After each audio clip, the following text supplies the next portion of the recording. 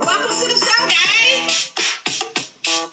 Unmasking the Blueprint is a unique visual podcast that will begin each show with a blueprint shuffle. Yep, you heard me correctly. We will be shuffling. Grab a pen and a paper because the nuggets will be dropped for you to use and grow. We will interview business owners and music artists, and you'll be able to meet the person behind the brand. Each show will have a giveaway, so stay tuned to win.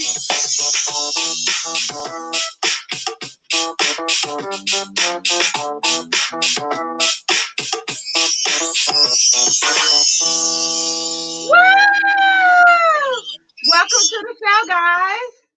I am so excited that y'all was able to join us today on this beautiful, wonderful Tuesday.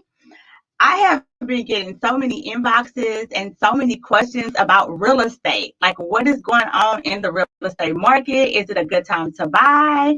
Is it not a good time to buy? So guess what? Instead of me having to tell you things that I don't know, I got an expert on here that's going to talk about that today. And then y'all know I'm always dropping y'all nuggets about credit repair. So guess what? I done brought a boss on for that too, okay? Even though we're in the same field, he gonna drop the same nuggets that I tell y'all, because sometimes y'all need to hear from a man, okay? So I got two bosses on here today, and I cannot wait. So the first guest is Canisha Warner. How are you? Are you on? Are you on? I am. It's Canisha Warren. How everybody doing? I love you. I love you. I love you. I love you.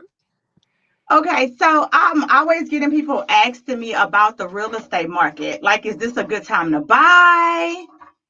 And all those great questions. Well, as far as if it's a good time to buy, it really truly depends on your personal situation. I mean, you know, buying a home, period, is always a good time. But this market is a bit competitive. So you are left with, basically overbidding, paying $20,000, $30,000 over asking. Just depends on your situation. So it just depends on financially where you're at, if it's a good time. But you should definitely consult with a professional just to find out like really what those steps are and to see if you're able to really truly compete in this market. Okay. So how far in advance should you prepare to purchase a home? I want a home tomorrow. So can I do that? Does that how that work, or how does that work? You can do anything through price, you know what I'm saying? But at the same time, it's all about preparation.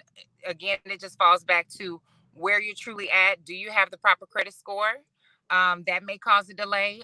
Do you have the finances? So I would personally say to my clients, or the audience out there, is that you probably want to start at least 6 months out just to solicit, a realtor expertise, their knowledge, their education, and find out the steps. Talk to a lender, get acclimated with the jargon, get acclimated with what it really means, as far as paying closing costs. How much down payment do I really need? And because lots of times, to buy a 300 and something thousand house, like $320,000 house, we're looking at 19 grand. So you may need to know that 6 months in advance to see, okay, what do I need to be saving monthly? Do I need to scale this out for 12 months? So you can have a true targeted date, because being in the dark and waiting for a first-time home buying program is not realistic. There are programs out there. I promote them. But at the same time, you don't want to always rely on them to buy a house. Okay. So do you have what's the steps to home ownership? Like, what would my first step be? Like, I think I'm ready to purchase a home. So okay. So once you are in the mindset, like, I think I'm ready, my first thing is don't go on Zillow. Don't go on none of the realtor.com to be looking at houses. Say that because sometimes you get on there and you get married to an idea, and then when you get your pre-approval, you're like, well, my house is not good enough. And that's very troubling for my buyers. I tell them stay off of there, because you'll see what you truly approved for, and you'll make it seem like it's really not good enough when it is. It's what you can afford, and if you want more, you aspire for more. But I would say the first step would be to speak with the lender, truly see Okay. where you're at, because credit, if you ain't got the credit, if you don't meet the criteria, you don't even need to get to me. So having Okay. having a six, well, FHA just recently, had some guideline changes. Some lenders are approving you at 600. Ideally, the higher the credit score, the lower the liability. So get with your lender and have them, pull your credit if you're truly ready, if you have the finances, or if you're not, just to see where you're at and see where you need to be. Because some lenders will advise you. But I would say between 620 and 640. Oh, I'm so sorry. Hold on. I'm sorry. I'm in my car. I'm at an event. So I would say 600, 620, 640 basically is where you need to be as far as your credit. And then after that, then get with the agent like me, and then we can discuss the steps. Okay, I want to address what just happened. So just so y'all know, Kanisha is actually at an event, and I brought that up to show you the boss move that bosses make. You know, when you are a boss, you have to do multitask. She's at an event. She was already have this schedule. She's jumping on. She's dropping her expertise here. That she had to go back and finish up her event. And so some people be like, "I'm too busy." No, you're never too busy. You just got to schedule the time and make it happen. And by the way, you look gorgeous in the car. Okay, Oh, thank you, just girl. so you know, you look beautiful. Thank So I love what you were saying, but I do have a question. you. Go So for it. what someone asked me. So if you have a 600 credit score, a 620 credit score, are you paying more down than somebody who have a 700 or 800 credit score? You paying more over the life of your loan because your interest rate is typically going to be higher than somebody with a 740.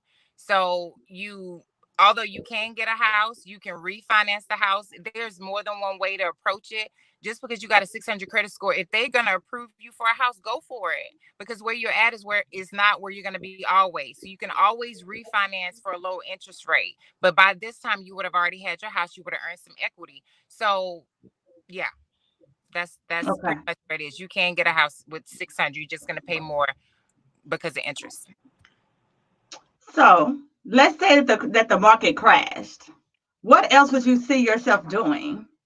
Well, I am an entrepreneur, and I've Okay. discovered that just being on this journey since 2016, I can sell Ray to a roach. I will always figure out how to make money. But honestly, I would go into insurance.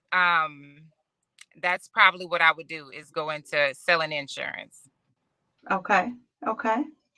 All righty. All righty. Is it hard to purchase a home if you're self-employed? It can be. I always say, everybody is into trends, and being self-employed seems to be one of them, but not everybody can do it. Um, Mhm. so what I will say is before you're quitting your 9 to 5, get your house first.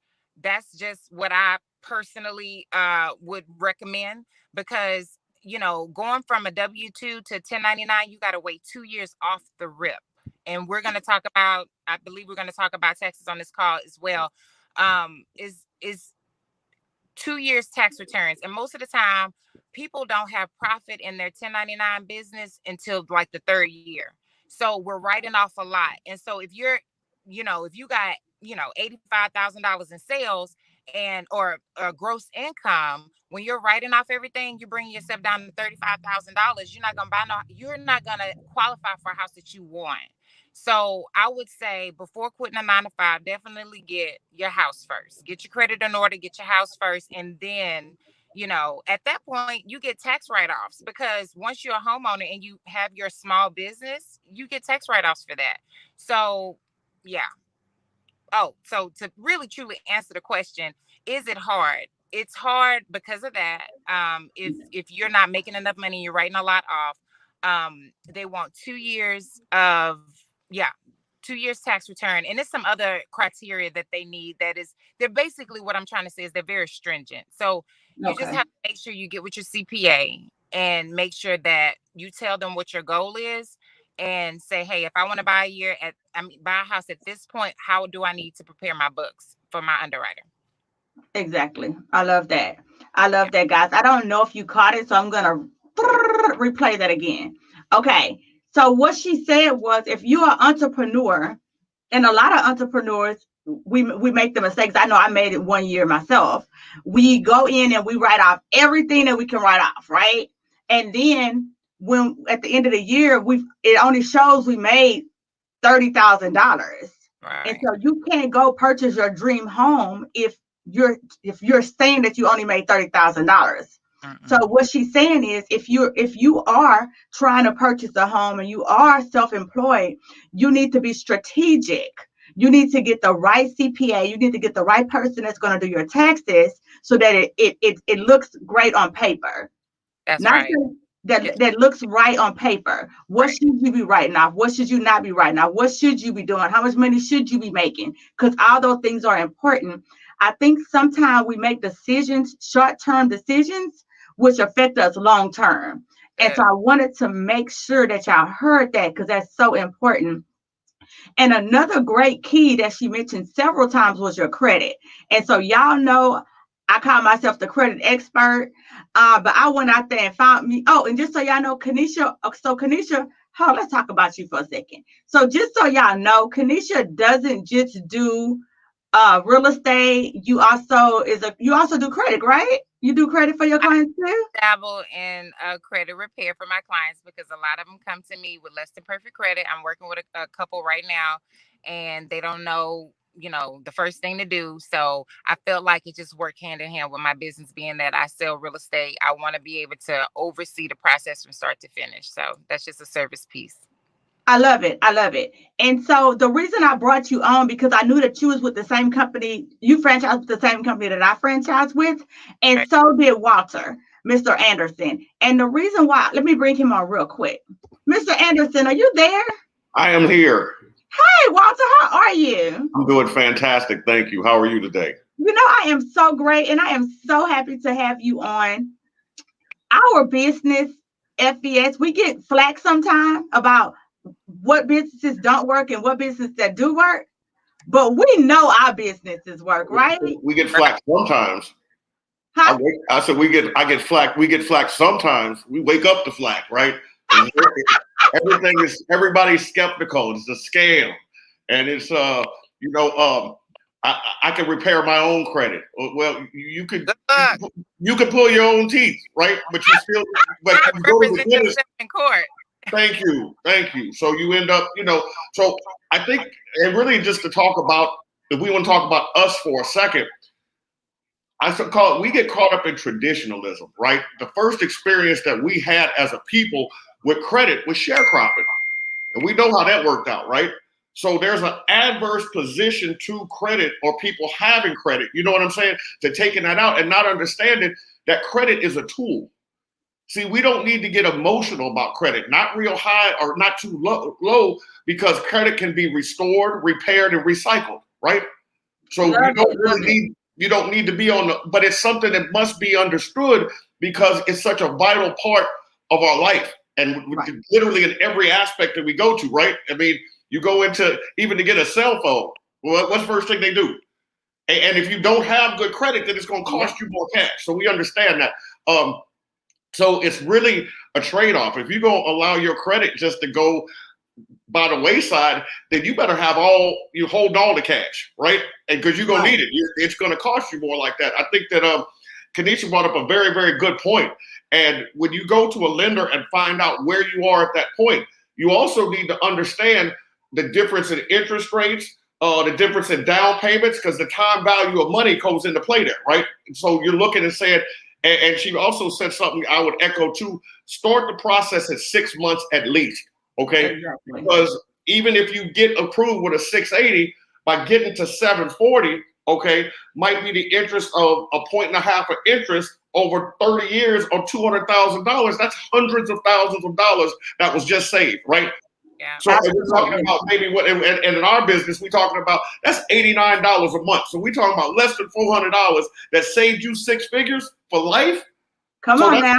Things that we really, really have to do and stay on top of. You know what I'm saying? That becomes really, really important, and particularly in our community, because I think not only with our position towards credit, but we have known to be impulsive and impetuous buyers. And we need to be much more conscious, particularly those of us who are parents and grandparents, because we're making generational decisions, right? And an interest rate like that literally affects the next 30 years. And you got kids, that's your grandkids too, right?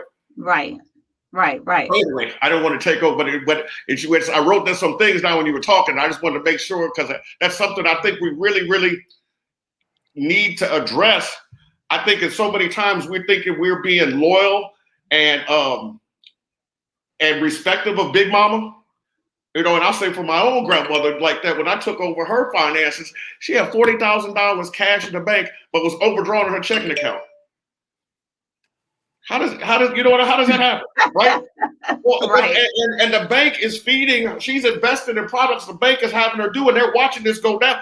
Anyway, that was another conversation. But what I'm saying is that my parents weren't bad people; they were misinformed. Right. Right? Okay, you know what I'm saying? Because we didn't learn this in high school. We didn't learn this in college. It wasn't until most of us looked up like I did after my divorce with a 419 credit score, a grown man with no buying power. I couldn't get a car with a cosigner, right? That's why literacy is so important, and that's why I'm truly like passionate about that. And I'm creating I'm building my own network and education around that, so I can share it, because we literally are spending unnecessary money. We're literally spending more money because of lack of knowledge, and it's heartbreaking. Even just understanding, insurance, and understanding credit, understanding how to build wealth through real estate. People, because of the way we have been conditioned, the traditional mindset, that's why a lot of people get left behind, because they're so stuck in that realm. And people like us, they look at us like, oh, it's a scam, or you just want to make a lot of money. It's not about money, it's about purpose. It's about sharing information that is going to be impactful to people, because that's what we're supposed to do. We're supposed to be one to another. We're supposed to share the information that we have. I love it. And that's the reason why when I originally talked to you, Canisha, when I reached out to Canisha, I was like, me and you going to do the show. And I was like, no, you know what? I'm going to bring Walter in, because they need to hear from all angles. And then, but one thing I didn't do that I want to backtrack, Walter does a plethora of things. And so can you just tell us a little bit about yourself, please, sir? About myself? Huh? Oh, the irony of it was Canisha asked what would she do if she wanted to get this. And she says, in insurance, I'm a certified insurance counselor and a certified risk manager. I've been doing that for 21 years. So, wow. Well, I wanted, and it's driven, you brought up something else that I wanted to talk about. It was lifestyle.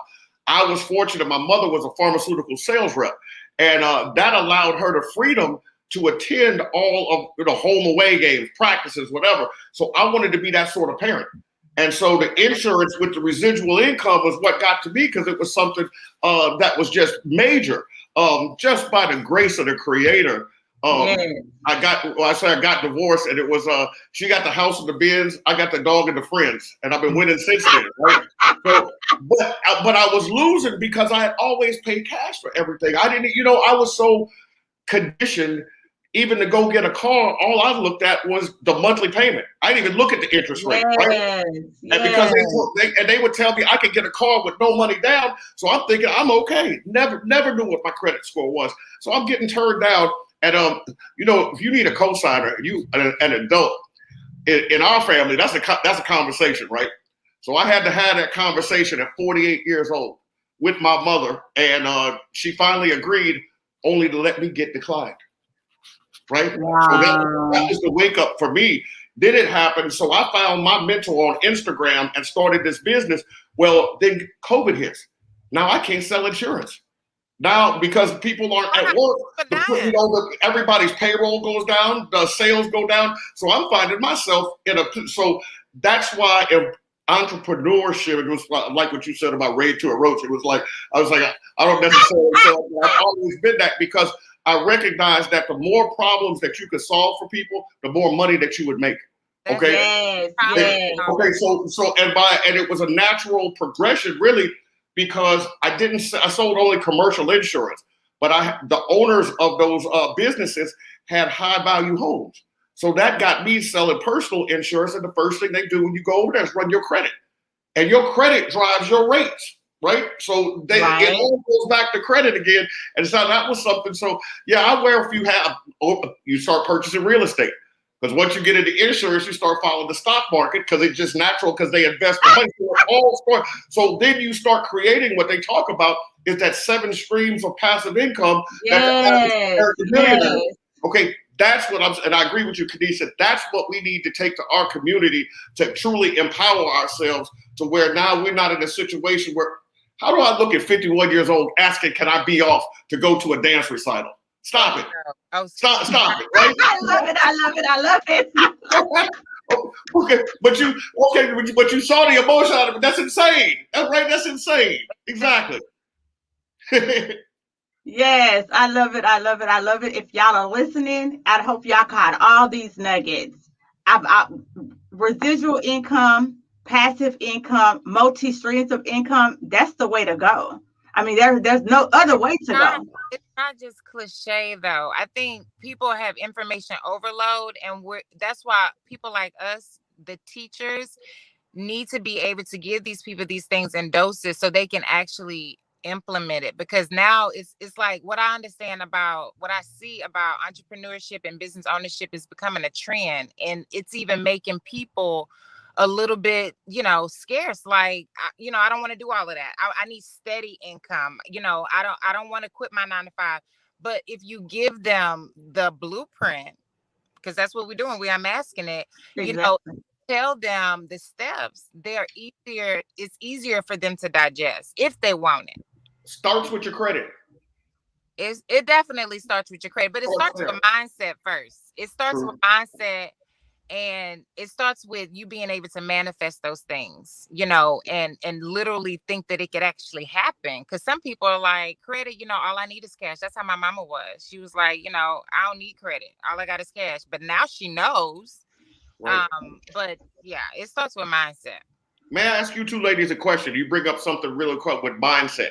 Do you think that, and so I talk to so many entrepreneurs and specifically females, and I'm going to say Black females in this particular case. Do you think you being an entrepreneur came from necessarily having the mindset, or were you uncomfortable? Uncomfortable.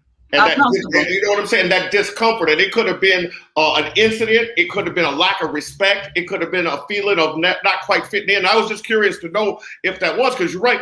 It's easier to adopt that mindset when you're uncomfortable as opposed to being complacent, right? And you got the 9 to 5, everything is good, and I just rather just curl up on the couch and watch Netflix at night, right? Because everything's okay. But if you're uncomfortable, right, you can't sleep at night because there's something that, you know what I'm saying? And I wondered if that was the same for men and women, because I know with men, that's what drives it. It's a respect thing. So I think what she means by mindset is, even if you're uncomfortable, that doesn't mean you have the mindset to move right, though.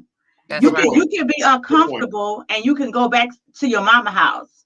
You can be uncomfortable and stay in a bad relationship. Come on. You know what I'm saying? You can be uncomfortable and start doing drugs and drinking to pacify the uncomfortableness.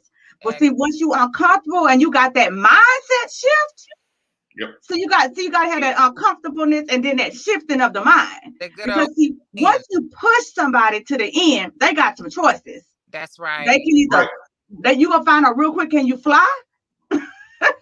Or you gonna be like, I don't want to fly, I'm gonna go back this way. And for those who soar, they've had to change their mindset, their way of thinking in order to make that happen.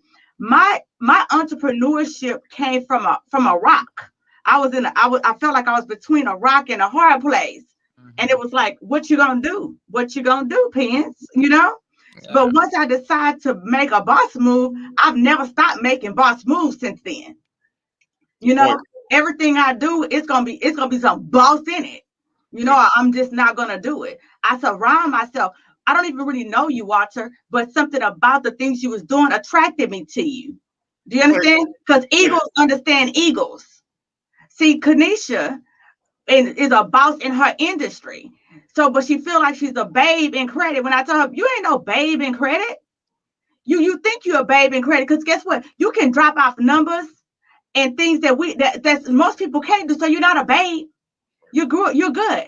You know. And so I just wanted everybody to see it from a man, a woman, in all different angles because this credit thing, this everybody needed to own land thing is so important. You Land. know, Yes. it's so important.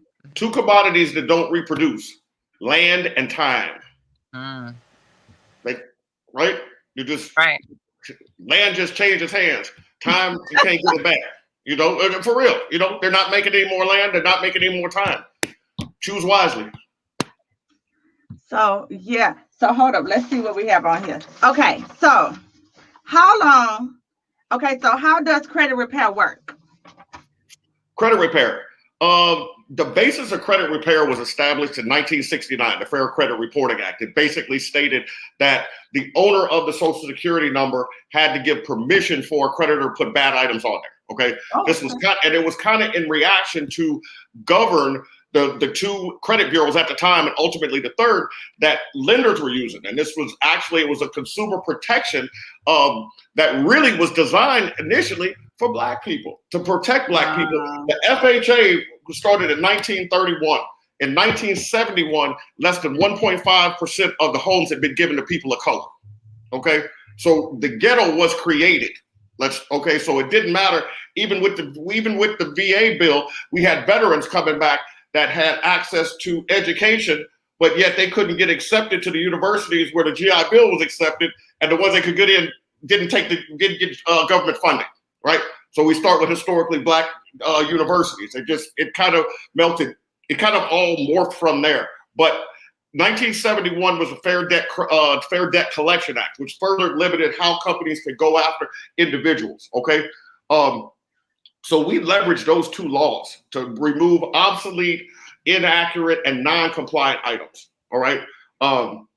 Also within that, it also said that the only entities that could dispute something in a credit report was a nonprofit, an attorney, a bank, or an owner of the Social Security, the owner of the Social Security number. So in our case, that's why we authenticate every dispute round with the client's signature, right? To make sure our stuff sticks, it goes off like that. So that's the way that it works. It's simple. Just to really, it's a 60-day cycle. For 30 days from the time of the dispute, the creditor has to get back to the credit bureau. At 15 days after that, or 45 days total from the dispute, credit bureau has to respond back to the Social Security holder. Then at 60 days, they can start the dispute again. So it's most of the time a battle of attrition. You know, knowing the well, it really is. You know, and it really is. Yeah. I'll say this from experience. Again, I started with a 419 credit score, and it took about less than 9 months, but I was over 727, and I've never been lower since then. You know, and so that's the main crux of it. How does it work? The other is it's a 2-part process. If you imagine putting air in a balloon, and if it isn't helium or isn't hot air, that's not going to rise. So we have to add positive trade lines. I'm talking original trade lines, not purchasing somebody else's history, you know what I'm saying, whatever like that, but establishing those positive trade lines while you're taking the negative stuff off, going to maximum effect of raising the score. Absolutely. I love that. And that's what we tell our clients all the time, right, Canisha? That you can't just remove things. You actually have to repair and rebuild. Yeah. Right. If you just take the negative stuff off there and don't have anything positive, it's like you're 18 years old all over again. Yeah. Exactly. And they don't even believe it. No, they don't believe it but if you use the analogy, if I can't show you over a 2-year period that I can maturely and fiscally manage $2,500, who's really going to give you $250,000? Absolutely. Right? Absolutely. I mean, so when I break it down in that terms, then the light bulb goes off, right? I'm gonna have to get something and show that I'm effective with some sort of revolving credit. Absolutely. So, Canisha, can you tell us where the people can reach you at? How they can find you if they need you? Well, I mean, my number, if you want to write it down, is 404-987-8822. I cover Texas market. I cover Georgia market. Obviously credit. We're talking about credit. I could help out with that as well. But yeah, that's how you reach me. I mean, I'm not big on social media. I need to do better, but you can follow me on social media. Canisha Warren Realtor _Realtor, Instagram. Okay. Awesome. Just so. All right, Mr. Walter, you have a talk show or something, right? I had when Facebook Live allows me to. They were acting up on my ability to go live, but yeah, you can catch. I always record it, so I put it on there. But you can find me at Wand Consulting, WAND Consulting LLC.com. But on Tuesday mornings, going live on Facebook at 10 a.m. Central Time, I host a show called Coffee, Coin, and Credit, and we talk about all things like that. I do sip the Java and that like that. I like shout out to Canisha who said 404 immediately. I was like, what's up with the A? Okay, I was just loving it. Go there once a month. I love that time.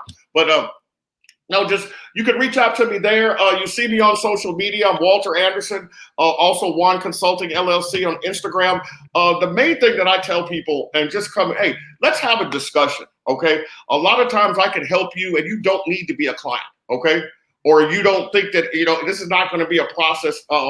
My business is not a revolving door, right? Once you go out, I'm going to equip you, empower you to where that you're going to know how to maintain that score. And if something happens, you're going to know how to get it back. It's not going to come back to me and fix the credit again. No, it's like this is a one-shot deal. We're going to get you in, get you empowered, get you on. I love it. So y'all know how to reach Walter. If what he's saying resonate, it makes sense, guys. We have to get our credit together. Reach out to Walter. Listen on his show. I love the name of it, on his show on Tuesdays. If you're trying to purchase a home, I mean, Canisha is here for you, and she can do all the process. She can help you purchase your home. She can help you get your credit together, in Georgia and Texas, correct? That's right. And so, are you still selling insurance, Walter? Oh yeah. And so what type of insurance do you sell? I sell all insurance. I'm actually licensed in property and casualty and life and health. So we say everything from the soup to the nuts. I don't leave any money on the table. Okay. All right. Okay. So y'all heard that. So is there anything that I missed? I don't want to miss anything tonight. I don't want any nuggets to be left on this table. Is there anything y'all wanted to add? If I could address something just really quickly right now, June 30th, next week, and everybody's kind of like waiting to see what's going to happen. The anticipation is that the current administration is going to kick the can down the road, but the CARES Act expires on the 30th of June. So we're talking about they're estimating maybe 10 million renters did not pay any rent in 2020. That's all being held from like that. Well, but this is the other part that's even more saddening. They estimate about half, or 6 million homeowners did not pay a mortgage in 2020. Wow. So we could be facing the single most eviction/foreclosure incident in American history. I'm telling everybody, get your credit up now. It's going to be opportunities for those who are going to be on the other side of it. But for the people that are in that situation, get your credit up, because you're going to have about 45 days before that eviction hits. Go get yourself moved, relocated, start over again without having to pay that double deposit. First month, last month, and a month equal to deposit. For some folks, that'll be $6,000, $7,000, $8,000, right? So get your credit up. The government is not going to save you. And even if they do extend it, eventually it's got to end, right? Right. So we got to empower ourselves and get this right. Absolutely. Absolutely. Wow. Look, wow. I hope y'all heard that. I hope y'all prepared. I think Canisha is on pause. Look like a screen froze. I think we lost her. And so, guys, if you're looking to purchase a home, if you're looking for some consultation about purchasing a home, she's going to drop you some nuggets and tell you the process of what you should do. If you're looking to get your credit repair and purchase a home, hey, she's a one-stop shop. All my clients, y'all know I'm always here for you. And I wanted to bring Walter on because everything that I tell y'all, he just piggyback and just clarify everything I said. Everything that I say to y'all on a daily. So I love it, love it, love it, love it. if Walter has a show on Tuesdays mornings at, it was it 8?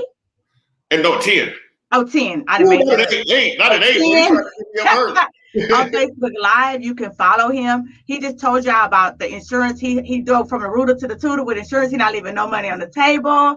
And so, guys, I hope y'all got something from the show. This is the first episode that we've ever not had guests that just dropped so many questions. I'm so used to looking over here asking questions. Where are y'all at today on this Tuesday? I know it's raining, it's lightning and thundering and stuff going on. So I don't know if that played a part of it or not.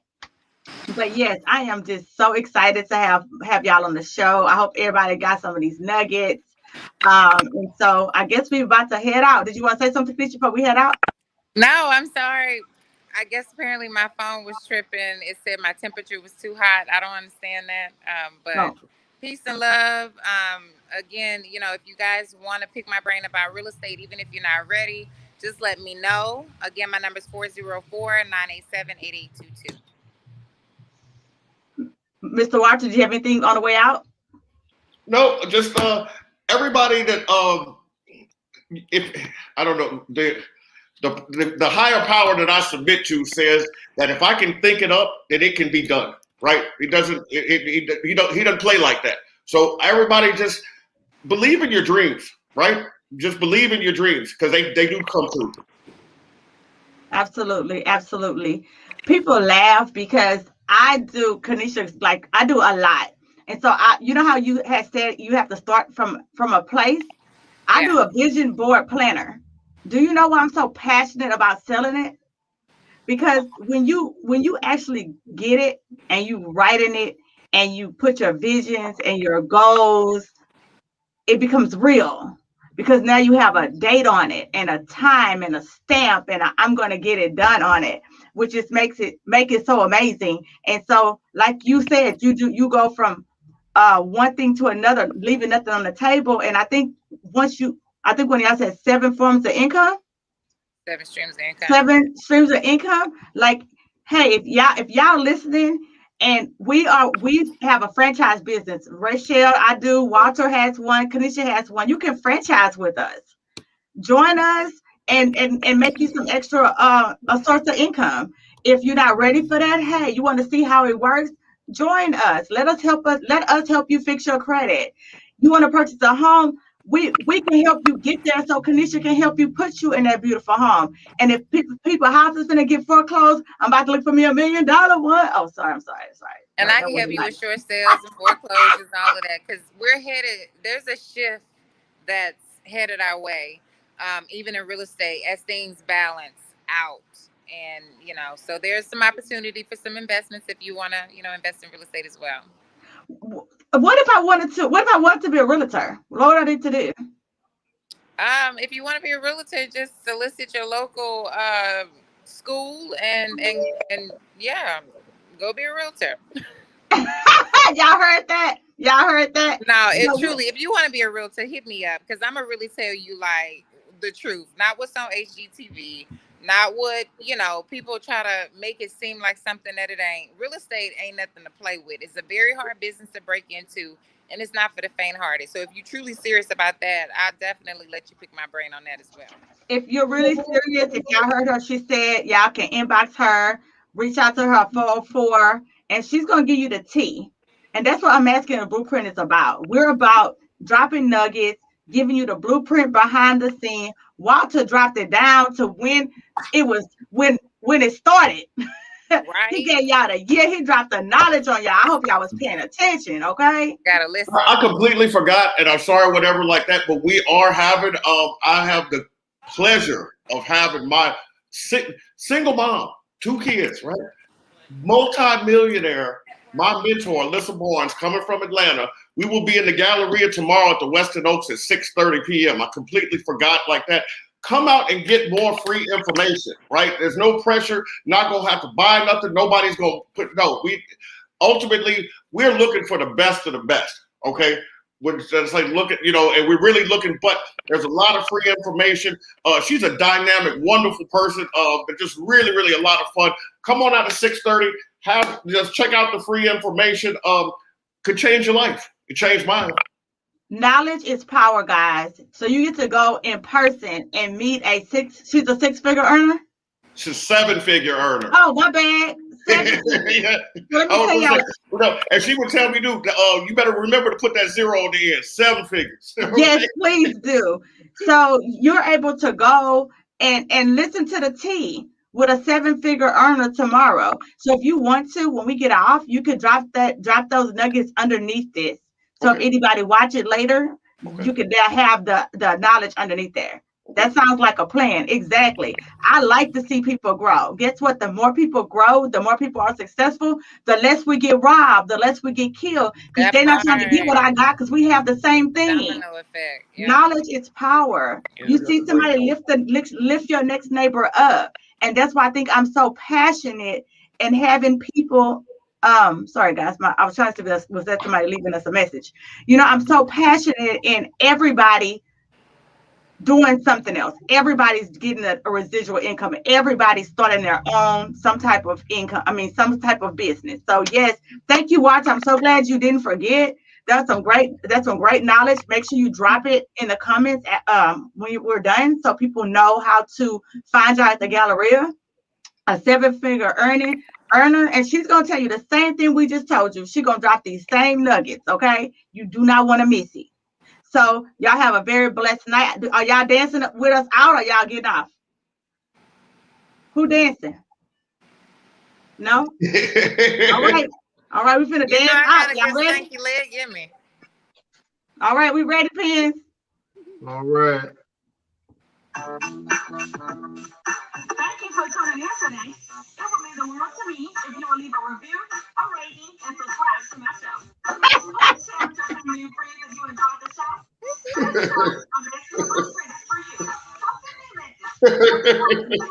Yeah.